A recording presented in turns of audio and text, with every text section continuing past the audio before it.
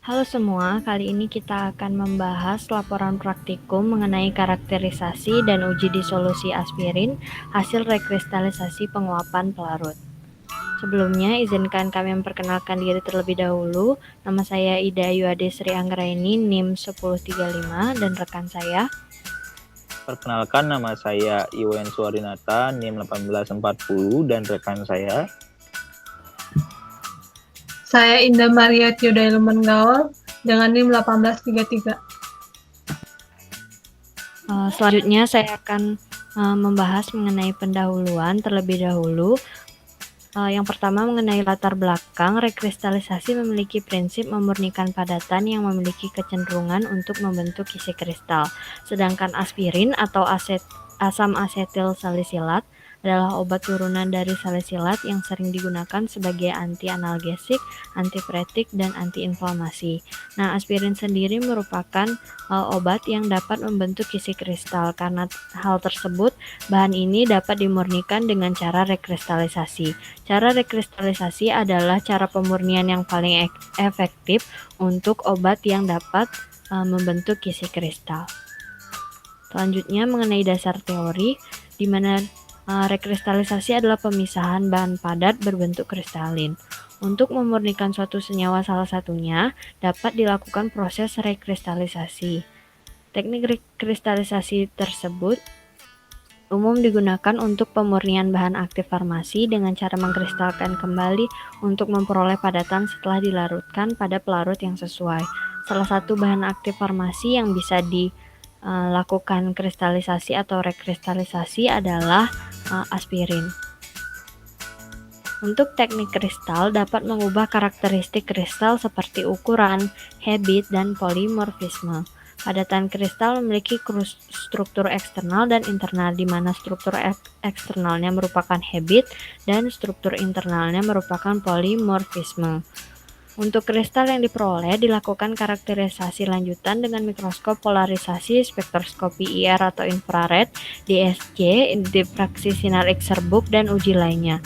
Nah, tujuan dari kristalisasi sendiri adalah membentuk senyawa yang lebih murni dari sebelumnya dengan mengkristalkan kembali bahan yang dilarutkan di dalam cair, lalu barulah dibentuk kristalnya kembali. Untuk selanjutnya mengenai tujuan dari praktikum ini, yakni melakukan modifikasi kristal aspirin untuk meningkatkan laju disolusi. Demikian mengenai pendahuluan, selanjutnya akan dijelaskan oleh teman saya. Selanjutnya akan membahas mengenai hasil dan pembahasan.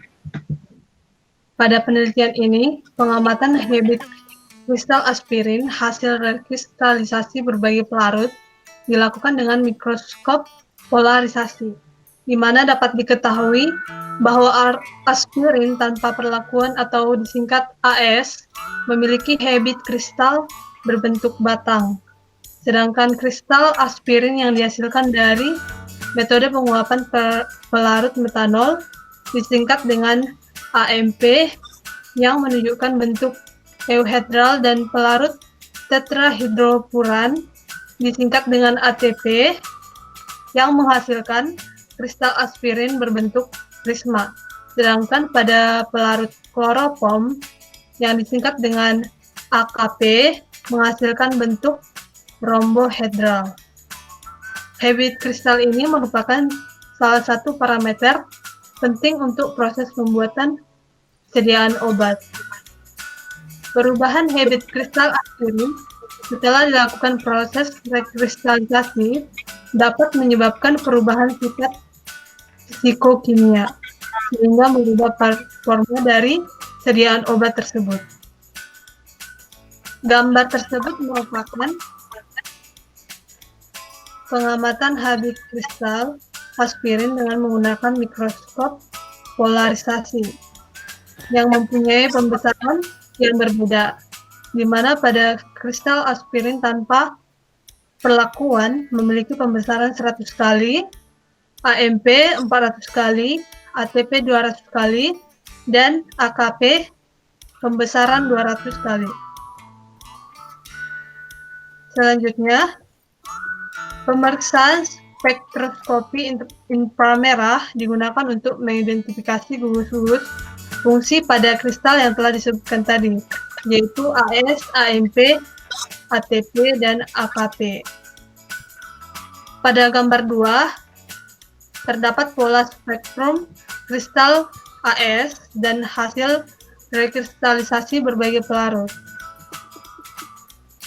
di mana pada kristal AS memiliki karakteristik vibrasi CO dari vinil ester yang memiliki serapan pada 1760 hingga 1730, dan vibrasi tersebut terdapat dari aromatik yang dimana di sekitar 1690, dan juga pada absorpsi di daerah sekitar 3600 sampai 3500 menunjukkan karakteristik dari vibrasi OH, dan dari vibrasi CH dapat diidentifikasi pada daerah di sekitar 3100 sampai 2850. Berdasarkan hasil spektrum inframerah ini, dari semua sampel yang telah dianalisis, dapat diketahui kemiripan pada setiap puncaknya, dan pola spektrum dari kristal baik AMP, ATP, dan AKP merupakan gugus-gugus fungsi utama, yaitu dari kristal AS. Selanjutnya, pada gambar 3 merupakan termogram DSC, bahwa semua sampel memiliki satu puncak endotermik yang menunjukkan satu titik leleh pada masing-masing sampel. Kristal AS memiliki titik leleh pada suhu 141,3 derajat Celcius dengan delta HF-nya sebesar 141,93 Joule per gram. Sedangkan titik leleh dari kristal AMP yaitu 145,5 derajat Celcius dengan delta HF-nya sama dengan 150,40 Joule per gram. Kristal ATP menunjukkan titik leleh sebesar 138,6 derajat Celcius dengan delta HF 159,24 Joule per gram. Sedangkan kristal AKP menunjukkan puncak endotermik pada suhu 143,8 derajat Celcius dengan delta HF sama dengan 148,76 Joule per gram. Hasil ini menunjukkan bahwa kristal AMP dan AKP merupakan bentuk kristal aspirin yang stabil dengan titik leleh yang lebih tinggi akan dibandingkan dengan kristal aspirin atau AS dengan titik leleh yang lebih rendah. Berdasarkan hasil termogram DSC, itu dapat kita ketahui bahwa telah terjadi perubahan ataupun pergeseran puncak endotermik antara kristal AS dengan kristal hasil rekristalisasi tersebut. Selanjutnya, pada gambar 4, kita dapat mengetahui analisis dari pola X-ray dari difraktogram serbuk pada sampel AS dan hasil rekristalisasi dari AMP, ATP, dan AKP, yaitu dengan melakukan perbedaan dari kristalinitasnya. Kita dapat memperhatikan gambar 4, yaitu X-ray difraktogram serbuk untuk semua sampel kristal.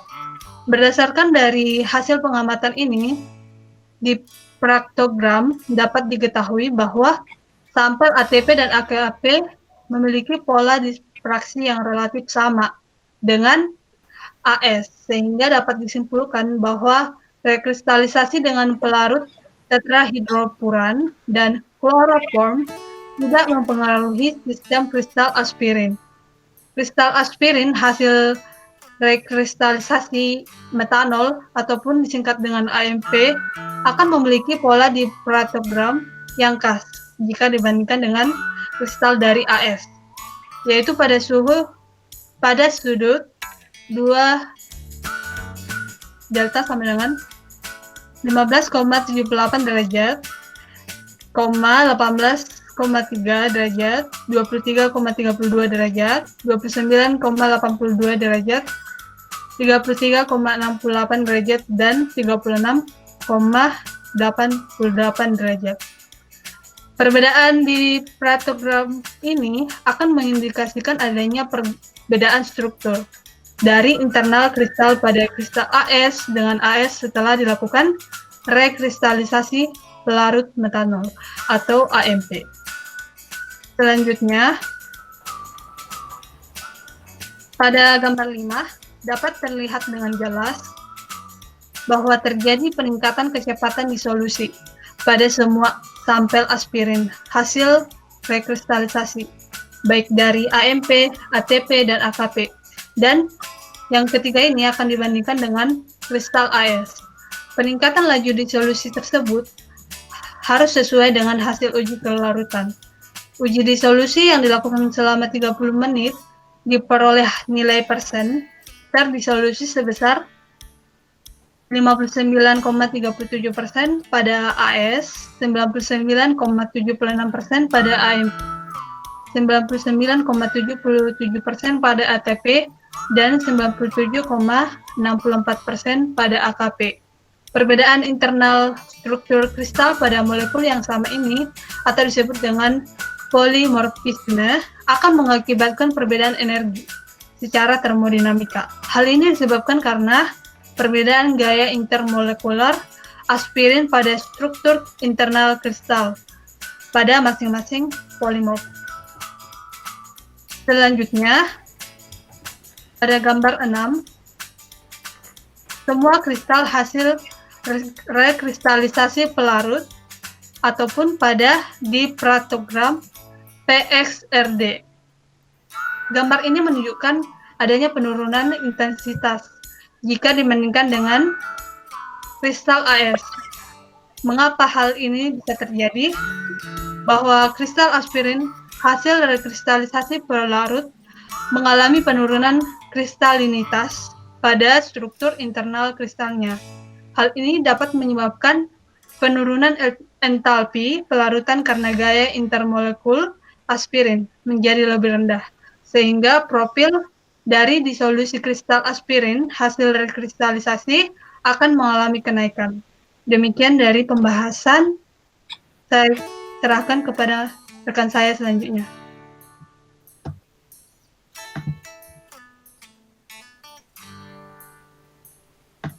Baik, terima kasih.